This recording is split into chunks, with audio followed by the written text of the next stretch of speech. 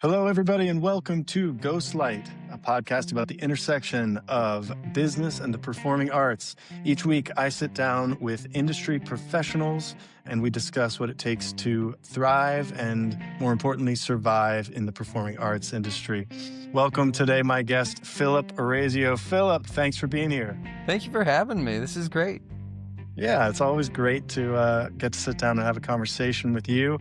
I know you pretty well, but a lot of people who are listening may not know you so well. Yes. So would you just give a little intro, catch us up on what you've been working on and what you'll be working on next? Absolutely. I have been doing theater since I was a kid. Ended up going to grad school pretty close to you at the same time at University of Houston, which was lovely. You were a year Where ahead of we me. met. Where we met. Year ahead of me was very helpful for me personally when we were going through the process of Jack Young and the whole and University of Houston as a whole. And then I went to Los Angeles and worked there for 10 years. I did focus mostly on film and television. But when I was there, I got to know the 99-seat theater very well, which is a specific agreement for equity for smaller theaters in Los Angeles who are, trying to give the largest per capita congregation of actors a chance to perform on the stage. So I did a lot of smaller shows in LA when I was there. And then slowly started to miss doing Shakespeare. So at a certain point, I auditioned and went out to Utah's Shakespeare Festival and then the American Shakespeare Center.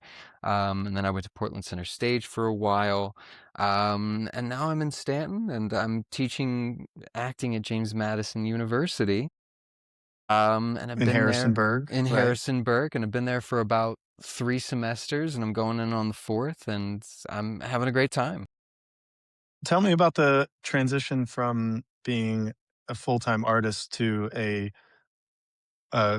part-time professor. What was that Sure. transition like as an artist and from a economic standpoint? That's a good question. Um, what I found was well, first of all, I have to admit, when I was in grad school, I was really close to walking away. I just was not, I was stressed and I was, and my parents being who they are, they're like, look, we helped you get through undergrad and now you're in grad school and they were basically like, you pretty much owe us. And I was like, okay, great. I will finish this program. And I'm so glad I did because that master's degree has become incredibly handy when it comes to being able to teach and having teaching experience. When I was in Los Angeles, I was working at the Actors Studio of Orange County, and I taught all of their film classes and I taught their beginning classes, and eventually I took over the studio and ran it for a while. And then I did their advanced classes and I did their showcases. So I built my background as a teacher as I was auditioning in LA. It always appealed to me because I wanted to work on creating art in whether it's me creating it or whether it's somebody else creating it and I'm assisting them, and it helped me learn how to direct, it helped me learn how to film, edit. And so that was a huge boost for my morale, honestly. And it gave me the opportunity to audition as much as possible because, you're prepping for your classes, but you are also, on the days you're not teaching, you're not teaching. So it gives me the chance to go out and audition more. Is it the most lucrative thing in the world to be an adjunct professor? No. Absolutely not. Is it is time a form of payment? 100%. And I've always looked at it that way, that my time being available to me is what I am getting paid in long term. Because it gives me opportunities. It gives me a chance to go and perform when I need to. The school has always been very accommodating when it comes to an acting opportunity. They like their professors to be off working. So if you are working on acting, it's better for the university and for the students as a whole to know that you're still doing this thing, you're practicing what you preach.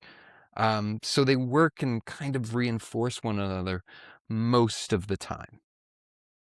There are occasional times when there's no way around. Like I had to give up an opportunity to go, play George Bailey because it's, they wanted me for all of November and all of December. And I was like, sorry, I'm committed and that's finals. And that's, the end of the semester. I'm going to go do Tuesdays with Maury in the spring. And I get to take off for 3 weeks and do that.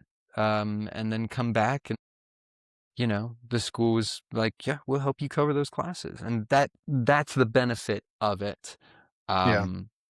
Financially, there is a base level to it, especially if you can, I teach 3 classes at this point, which is a base level. Like I am not going to go broke in the next 6 months, but I'm also, not making money hand over fist. But I do have the chance in the summer to go work somewhere, and I have the chance to go work in the middle of the year, and yo ho, the actor's life for me. Do you find the adjunct work to be a steadier form of income than the acting work? Mm, It depends. I mean, it depends on the contract, and it depends on where you are. I was at the American Shakespeare Center for the better part of 2 years, working 6 and 8 and 9 month contracts kind of consecutively back to back to back to back. So, Hmm. if you're in a residency, that's the ultimate, as an actor, that's the ultimate, like, oh, I know where I'm going. I know what I'm working on. I know when the next script is coming, and I'm in rep and I'm moving, and I like that.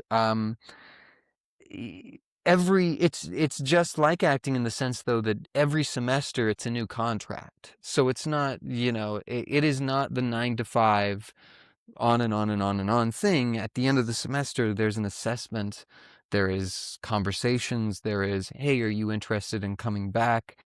It's very, very similar as an adjunct professor to being, a player in the theater industry. It's nice.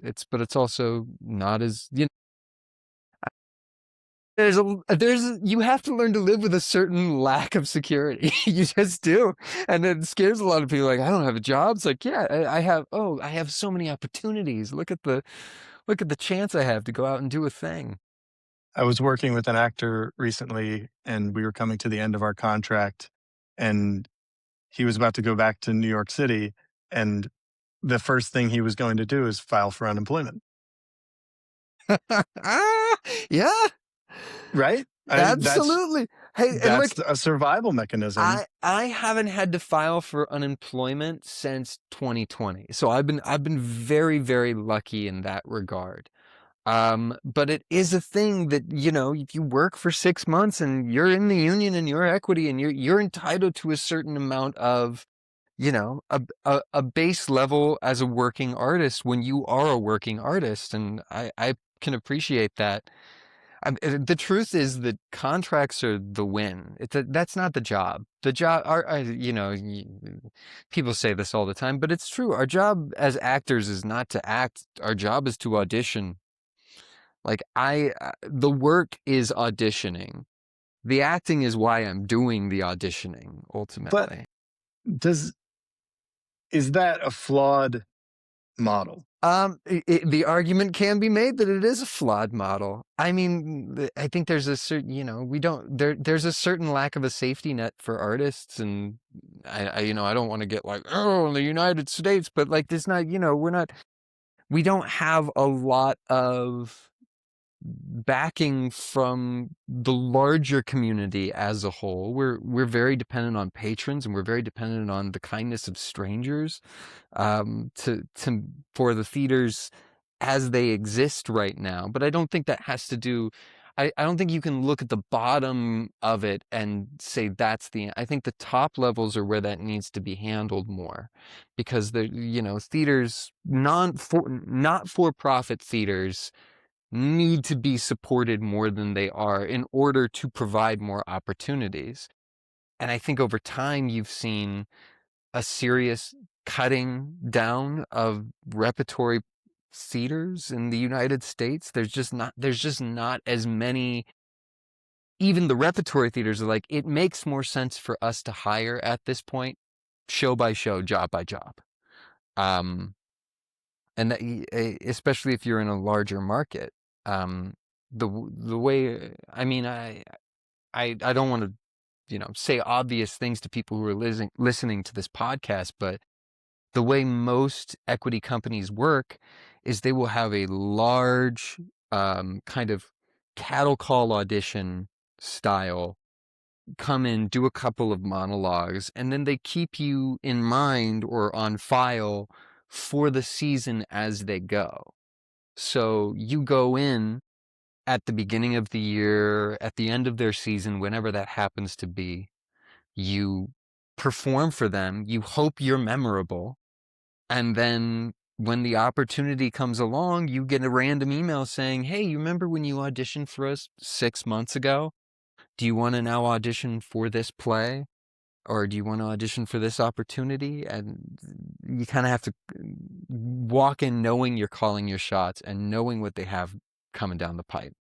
Yeah, and I think the lack of repertory style companies. I was just watching a reel with Sir Ian McKellen Yeah.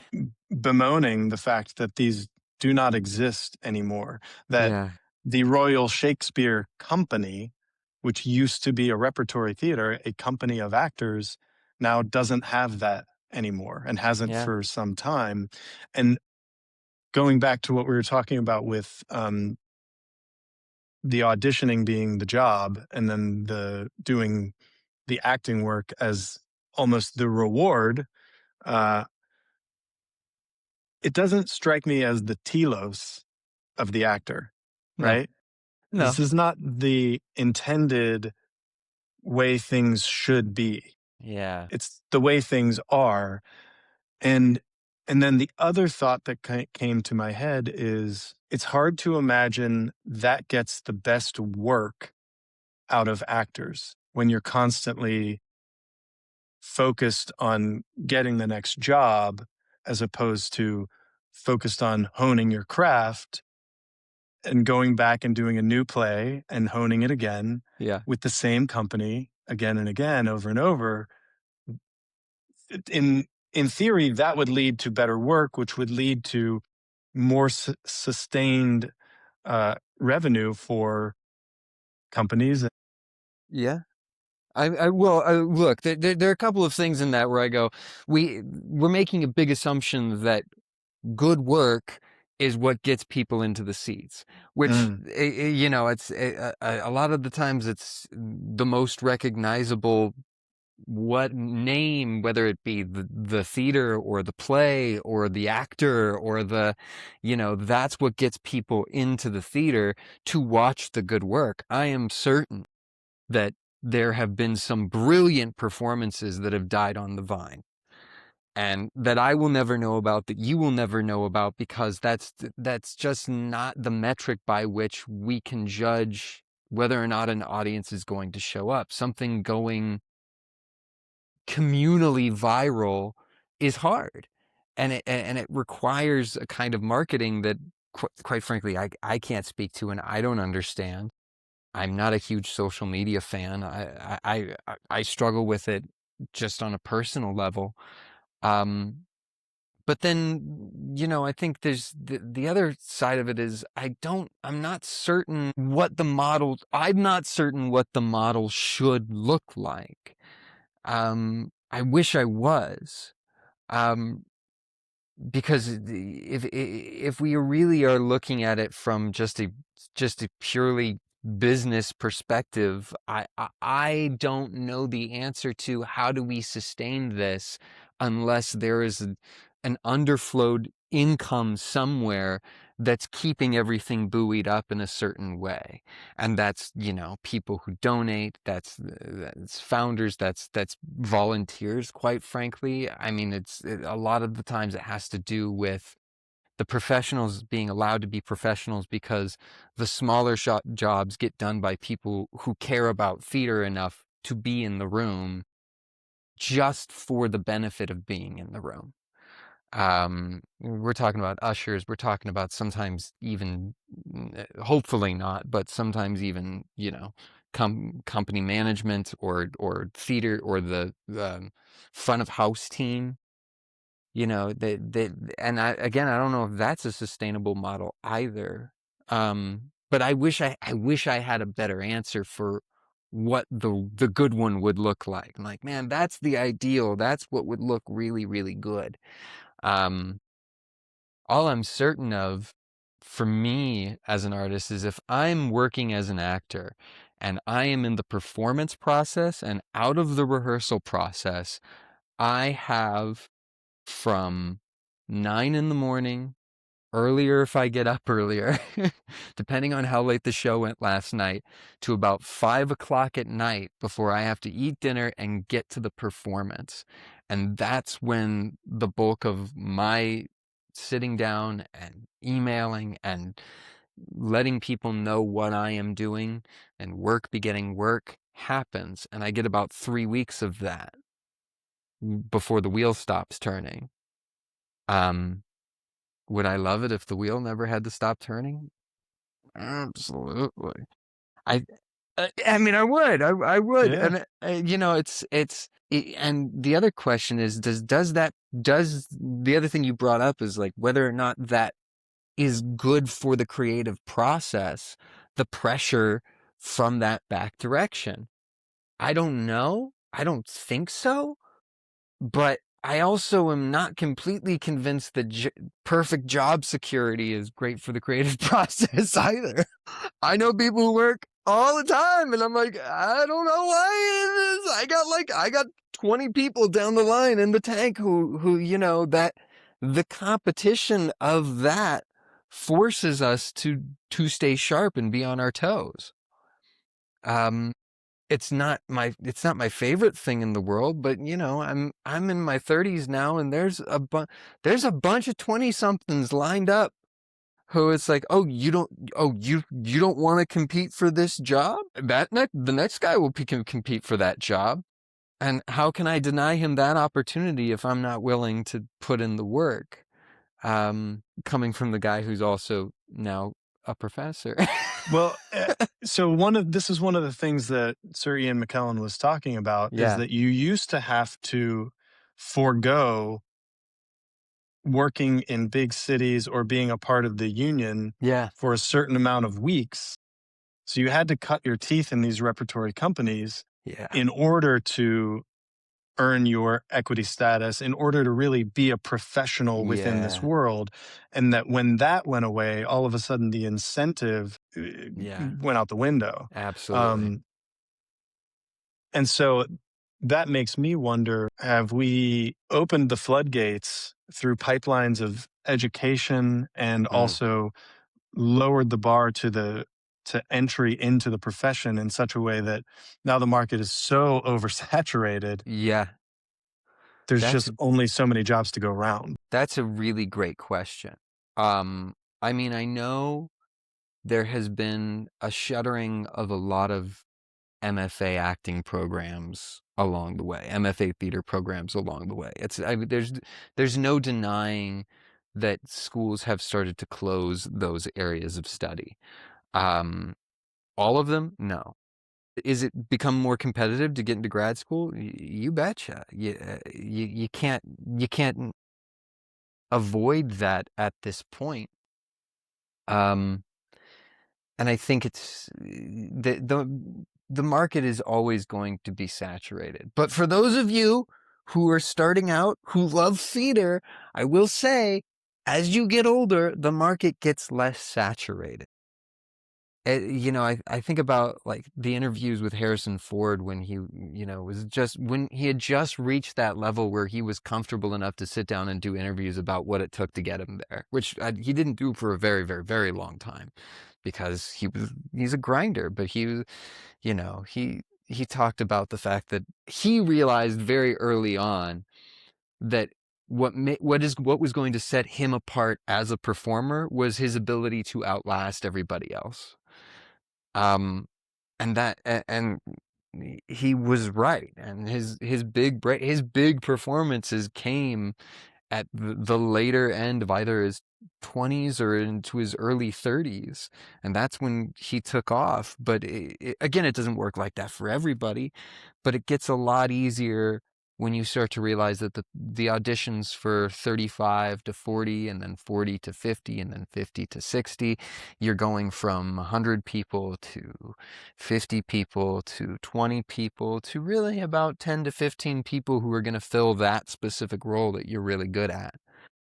And they got to work somewhere else. So is that emblematic of the fact that as life goes on, the sacrifice to pursue theater is greater and greater? yeah, I definitely think so. I don't look at it as a sacrifice. I don't. I have. Are there certain things that I don't have? Am I going to buy a new car anytime soon? No. But people work their butts off for the end of their life to be as comfortable as possible. And I have spent the majority of my adult life doing exactly what I wanted to do when I wanted to do it. I have never been stuck, except for when I was working in a hotel. And even then, that was just to get enough under my feet so that I could do what I wanted to do. Survival jobs are a thing. Of course, they're a thing. But the sacrifice is being a full-time artist is kind of awesome. It is. It's kind of awesome, and it's not something that everybody gets to do. And every time you tell people, outside of the major markets, in the major markets, you tell people you're an actor, and there's a bit of an eye roll. But everywhere else, they're like for money, and I'm like, yeah, for money. But I'm now at a point in my life on a personal level where I'm starting to balance other things that I want, of course, and other pieces of life that I want, of course. But you can't, you're not going to go tell 20-something Philip that he's not awesome. He wasn't, but you're not going to tell him that. He wouldn't believe you. He wouldn't believe you. He'd be like, no, we're going to do fine. So, okay, what would you tell a younger version of yourself, or what would you tell someone starting out today at 20, and how are those things different? There's the question. There is no version of the you that is going to work that already exists. So if you're looking at other artists and you're looking at other performances and you want to be the next blank, let that go. You have to figure out how to walk to the beat of your own artistic drum. And it took me a very long time. And I think, and I'm balancing your answer with the fact that I also spent a lot of time pursuing film and television. And if I could go back to that guy, I would say, hey, you want these audition tapes to be perfect so badly, and you want to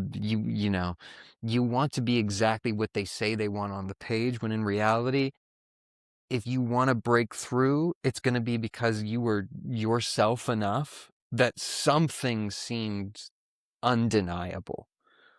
I was plagued by being the second choice out of a few hundred, but over and over and over again, I would get called back, I would get put on hold, and they would go with the other guy.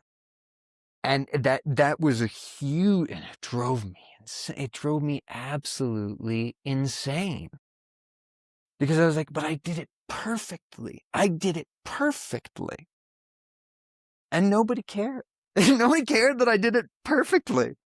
Nobody cared that I hit every beat in that script. What they cared about was that there was some life in that other person. They're like, yeah, he did really well, but that guy and that thing every time you look at an artist, a performer who gets big, they are somehow breaking the mold in some way. You know, I'll give you an example. I was told over and over again coming up in my early 20s, because I was a scrawny little dude. I was a skinny little guy. That I had to be more leading man to be the more leading man. And I had to figure out how to, and the thing, whatever that thing was that at the time was what the people who were working were doing. And that was lovely for them. And I was always like, but I'm not thinking, and I don't know, but does that mean I don't get to play Henry? Does that mean I don't get to play Hal?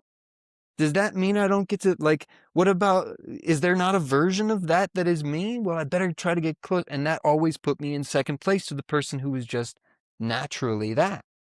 Mm-hmm. Cut to 10 years later, biggest actor in the world right now, arguably, is Timothy Chalamet. And that dude he just not fit the model of what used to be considered the leading man. And he has interview after interview about that, where he's like, everyone told me I had to put on weight and I had to be a different kind of person. And he's like, and I'm just kind of went in my own direction. And if I could go backwards and talk to 20-something Phil, I'd be like, hey, you're not going to be that guy. And soon they're not going to want that guy. They're going to want something that looks a little more like you. So just keep being you until it's time. That's what I would tell him. That's good. It's one of the hardest things in the world to hear as an artist, because you're like, yeah, if my response to that when I was younger would have been, okay, what do you want me to do in the meantime? You know, what am I supposed to do with that information? Because now you're telling me I have to be more myself, but I'm going to get rejected more often until one day Mm-hmm. I'm not. And it's like, yeah, so you not only don't get to have the facade, it's just you, and you got to keep doing you. Yep. And they're going to say no.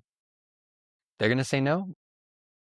It makes me think of a major turning point for me as an artist was when auditions became much more about, is this a good fit? Yeah.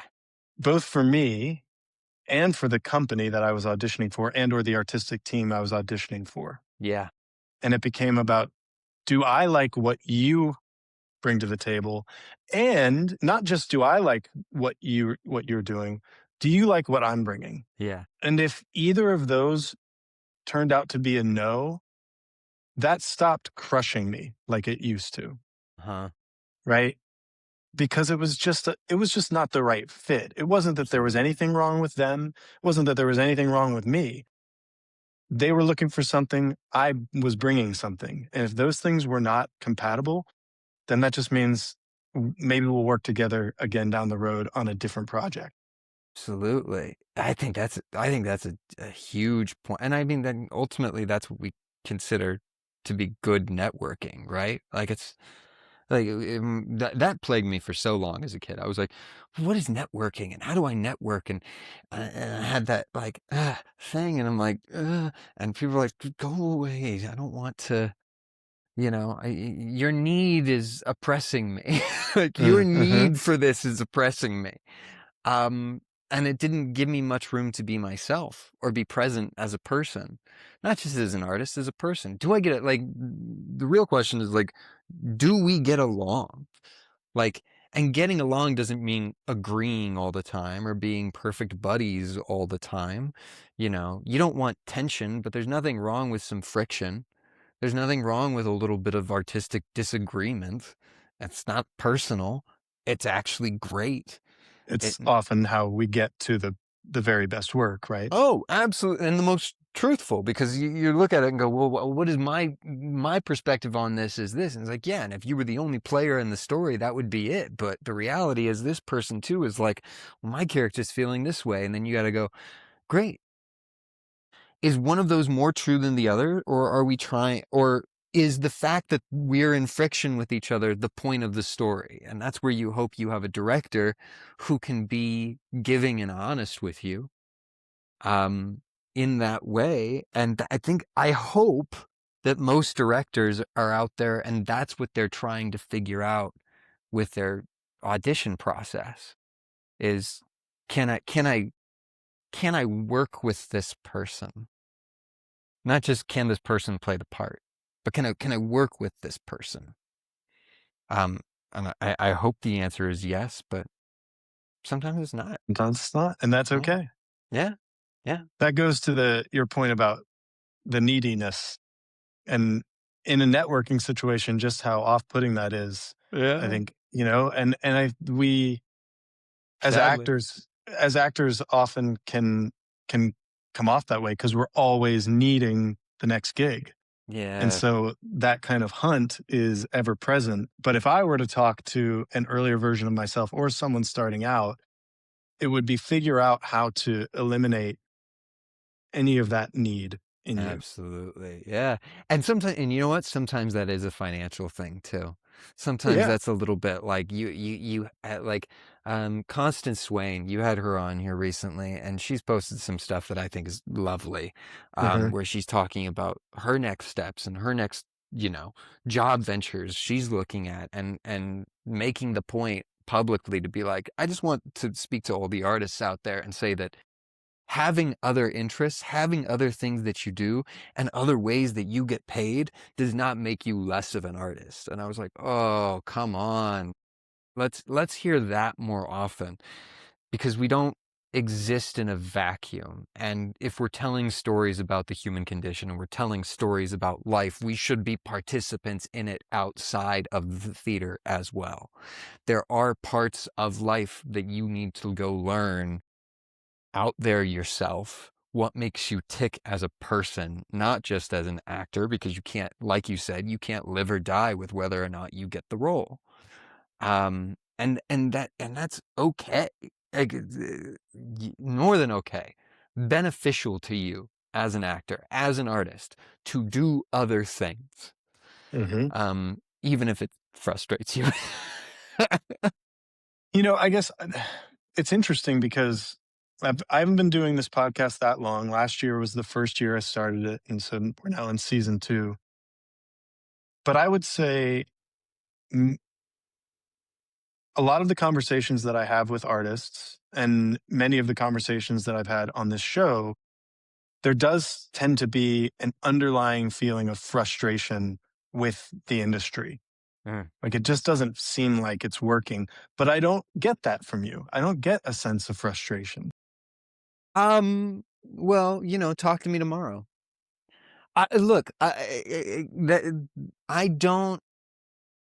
It's not that it's not frustrating.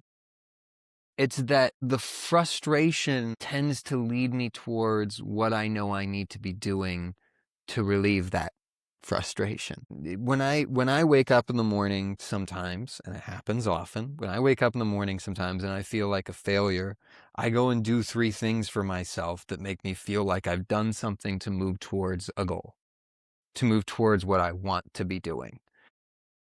Even if that's just sitting down and playing guitar. For long look, even did not put that there on purpose. But even even if that's just creatively finding some form of expression during the day that I know feeds that part of my creative brain that allows me to then sit down and work on a script or research that equity database or reach out to 1 or 2 and if I can send 3 emails in a day, and it's not every day, and it shouldn't be every day, but if I can send 3 emails in that day when I feel the most frustrated, um, I do get to sleep better. I just do. Um, I think it's a waste of energy to be frustrated with something I signed up. I could stop, and I got to tell myself this all the time. I could stop at any moment and be just fine. I know that I have enough skill to go do something else if I wanted to go do something else. But the fact that I have not, I wake up choosing to be here every day. Um, and I'm not even saying that that's going to be for my forever. I might wake up one day and go, "Oh, I'm not hungry like that anymore."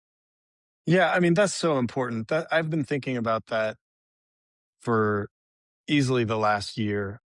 The fact that we often are living within the confines that we have created for ourselves, Oh yeah, right? That we're living within a prison of thought, of things that yeah, we decided long ago. That it's that voice in your head that says, I this is what I have to do. I don't have any choice but yeah, to do this path. and yeah, and breaking from that, and recognizing you do have that freedom, and that you're choosing not to because it's what you want. yeah.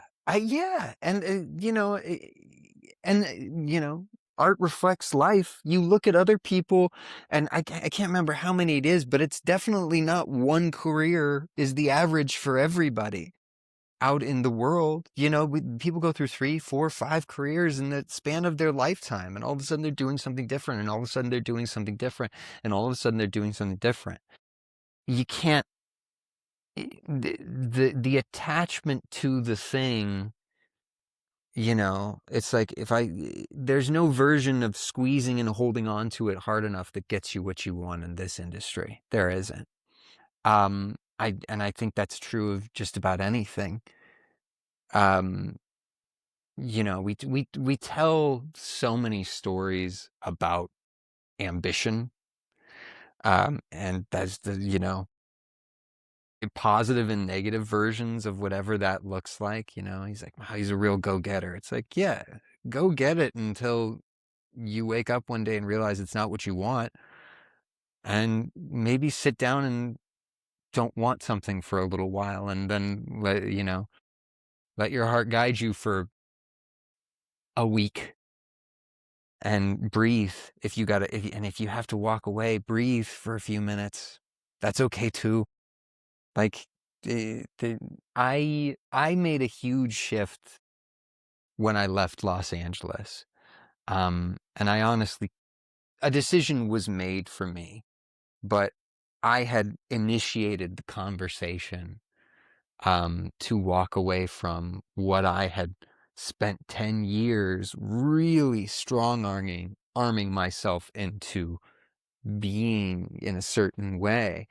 And I walked away from these other opportunities that, when I got back from a theater contract and I was sitting there, I was so angry. And every day I was angry at the world. I was angry at everybody else around me because, it's the guy who's taking too long on the chest press machine. It's his fault that I'm not working today. And it wasn't. And it wasn't my partner's fault, and it wasn't, it was the circumstances that I had allowed myself to sit in for as long as I had. Um, and I had to blow some things up.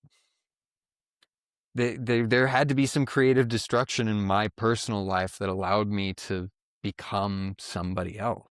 Okay, so what did the dream look like then, right? So Yeah. before you left Los Angeles, and that 10-year period, what was the dream that you were working toward? And what does the dream look like now as you step into a new year, 2026, Yeah. and new potential? What's the difference? Start with what did it look like then? What were you I after? look, when I moved to LA, I was convinced I was going to be, for lack of a better word, hot shit. I was Hmm. certain that the only success, it was famous or die. There was nothing else that mattered to me. I was like, I'm going to be a working actor. I'm going to be knocking doors down.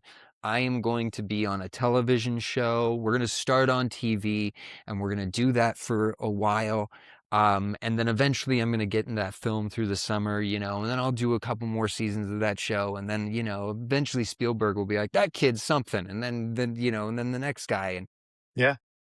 there was no version of success as a person that didn't involve external validation. There was no version of, and I didn't, I was like, but that's what it means to be successful as an actor, right? Is that everyone knows who you are because it's a public thing. That's like what everybody would tell you.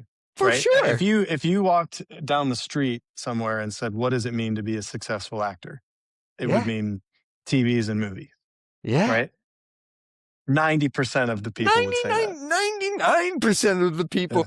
If you ask anyone who's not in the industry who their favorite actor is, they're not going to be like, there was this one guy I saw on stage 5 years ago playing Hamlet, and he's my favorite actor. No, that's not.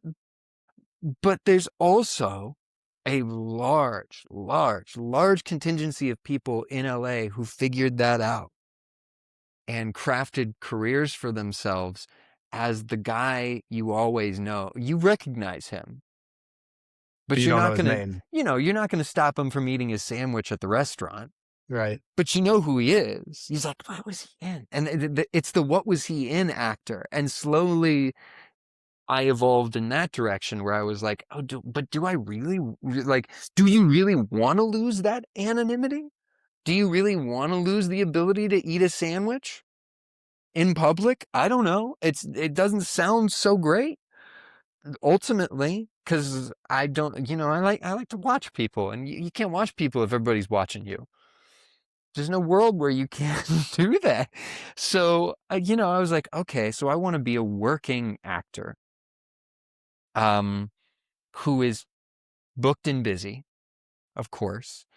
And that happened for a while, but then, it comes in waves, it comes and goes. And there was a sweet spot where I was like, I was so actively that I was booking. And then all of a sudden I took a step back and it stopped for whatever reason that might have been.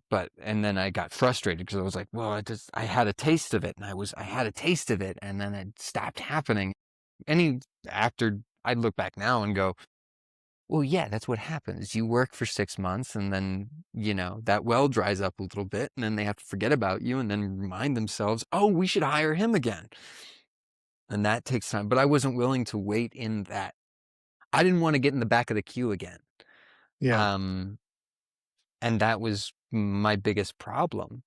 And that's when I was like, well, I want to do some theater. At least I can be, you do film and television, you gotta, if you're, a guest star, which is, great job if you can get it, that's a week-long gig. That's it. And then it stops, And I was like, I want to be working more often, more consistently.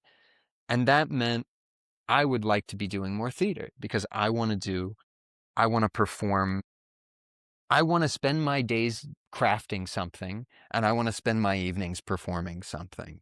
And that equals the same amount of money as that 1 week.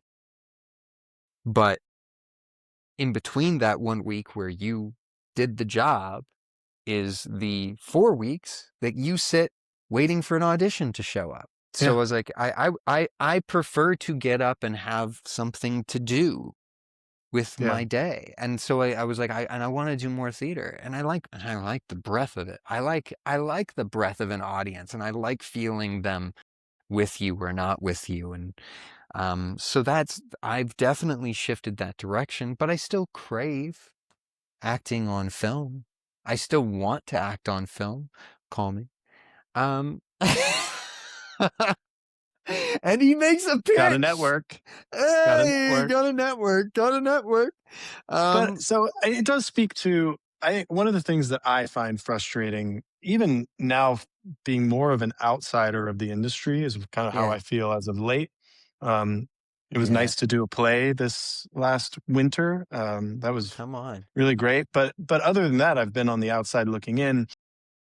But a great frustration for me is talking to friends who are the success stories. If you think about working in regional theaters and working consistently, I mean, Yeah. all year long, these very talented actors are going from gig to gig. They're not spending much time between them, but then, they get their tax return.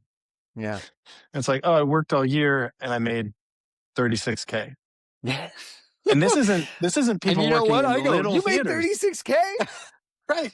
Good for you. But that does, like, that fires me up Yeah. a little, right? Yeah, for sure. The success stories in regional American theater Yeah. should not be earning a pitiful salary. I'm not saying they should be earning, Yeah. crazy amounts of money. I don't think Yeah. that's the case either. But I do think there should be some sort of industry pride Yeah. in, if you're good enough and you network and you do the auditions and you know you find your way in, sometimes through sheer force of will, like we've talked Yeah. about. Yeah. But on the other side, there is some consistency. There is a place to hone your craft and get better. And I think I get frustrated in the fact that I don't see those success stories Yeah. with much frequency. That is frustrating. It is frustrating. And if you also ask those people if they're happy, you're going to get a split answer down the middle. Yeah. Yeah. The hard thing for me is that I can also look at it from the other side perspective.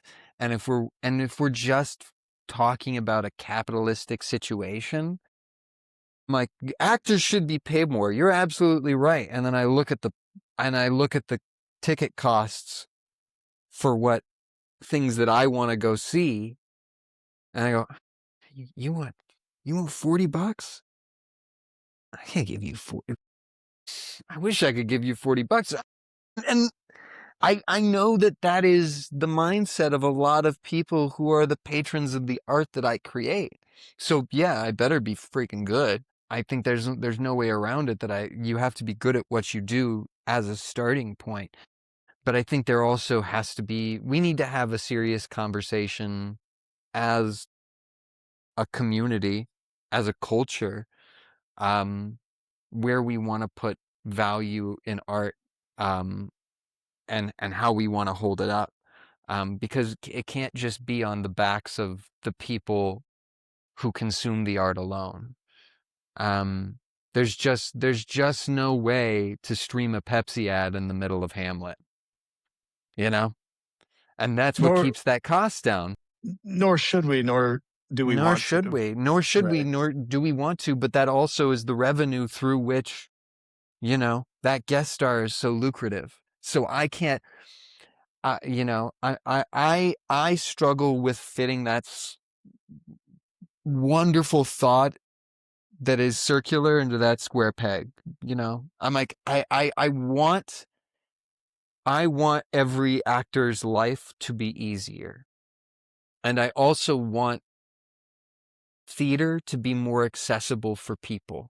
And I don't always see how those two things happen. I wish it was, unless we figure out as a society that it's worth investing in.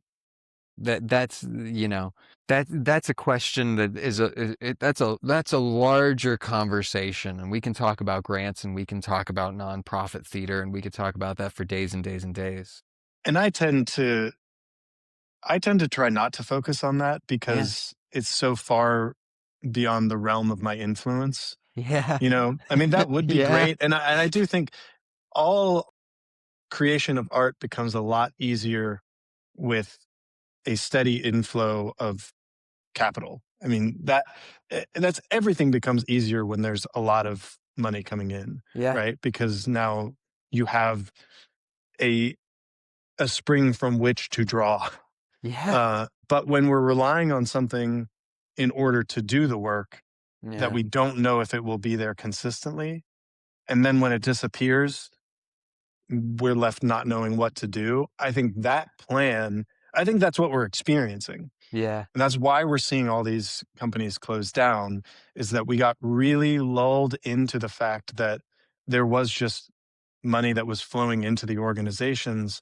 I wouldn't say effortlessly, uh, but we understood kind of how it worked.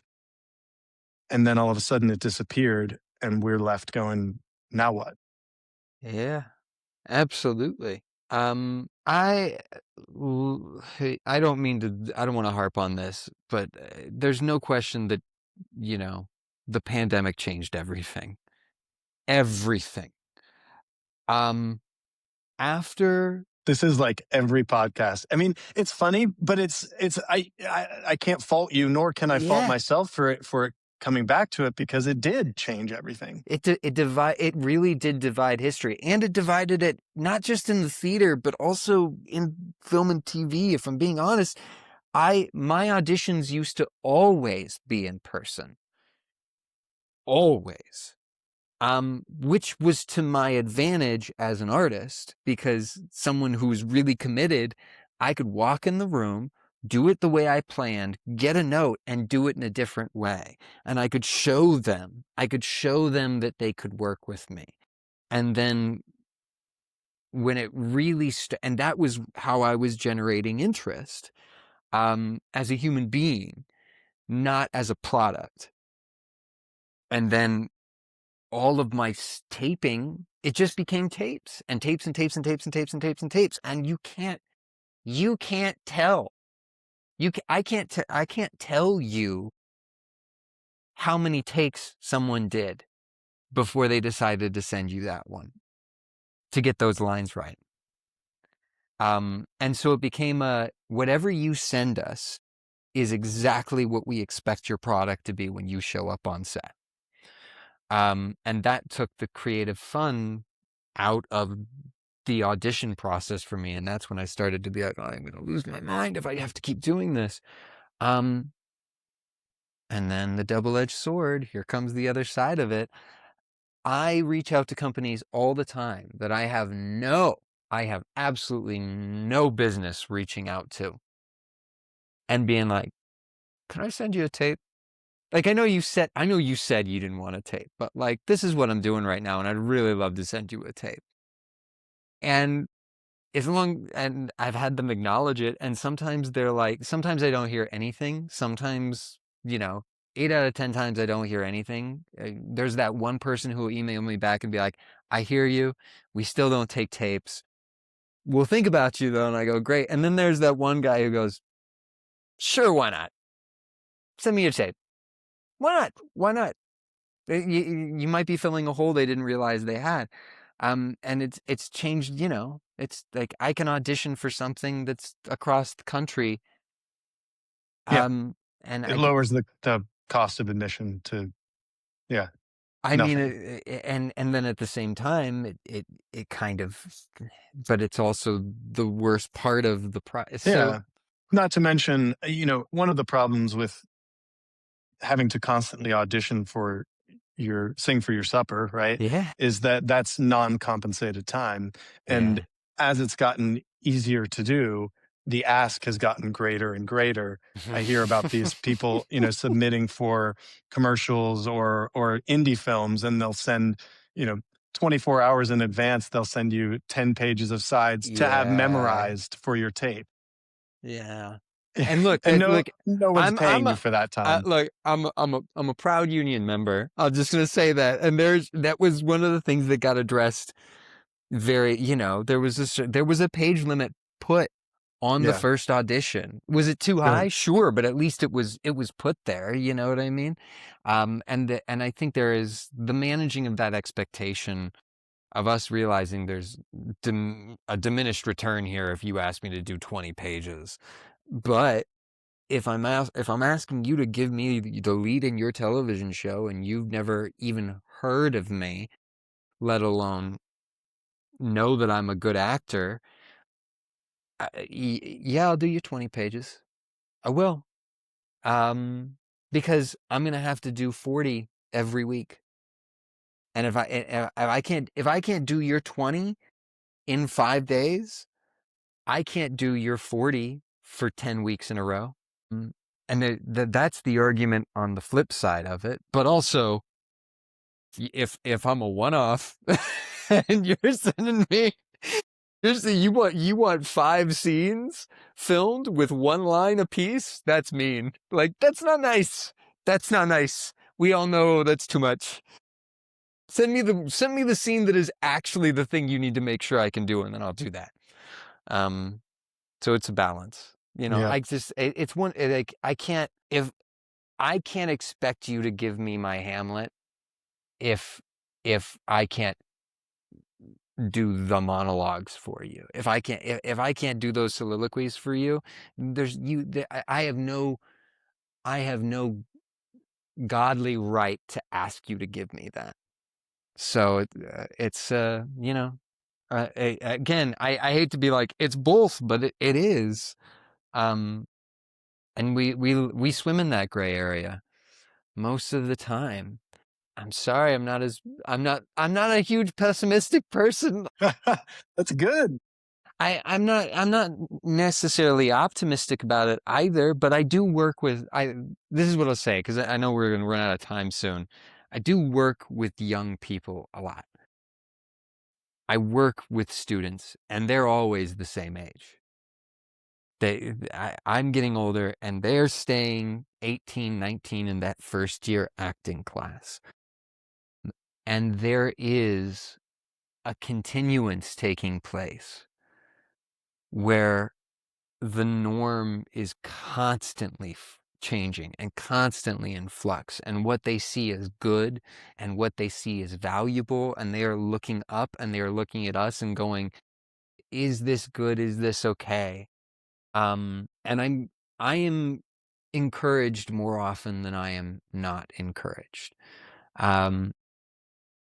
Because if you kick their butts a little and say, you got to do the work, the ones who do the work get the results.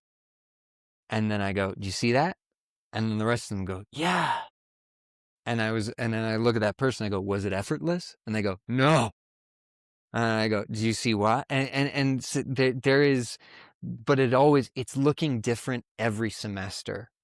And I'm hoping that I get to continue to be a part of it as they come up in the ranks. But I do think there's going to be, I am optimistic about young people. I'm very optimistic about young people. Come on, Gen Alpha, stepping up. Like they will be the theater makers. And what they see as valuable, not just good, but valuable, is different than what I saw when I was that age. And so there's a fusion that will take place, hopefully, along the way. Hopefully. Philip, you made my life so easy because you just wrapped up in such a great way. We found such a natural end to this conversation, ending on a note of joy and hope in the future generation. I love it. Come on, youngsters. Let's go. Let's go. There was a time when you and I considered ourselves young. There was. That was many backaches ago. It's a long time ago. Now I have an ergonomic chair. Thank you so much for taking the time to chat with me today. I'm excited to watch your career continue to unfold and all the positivity that will follow. Me too. Call him if you have a film. Film, theater, whatever. Whatever. You want to, yeah. Philip Orazio. Thank you so much. Thank you, man. Thanks. All right, we'll catch everybody on the next episode. Thanks for being here.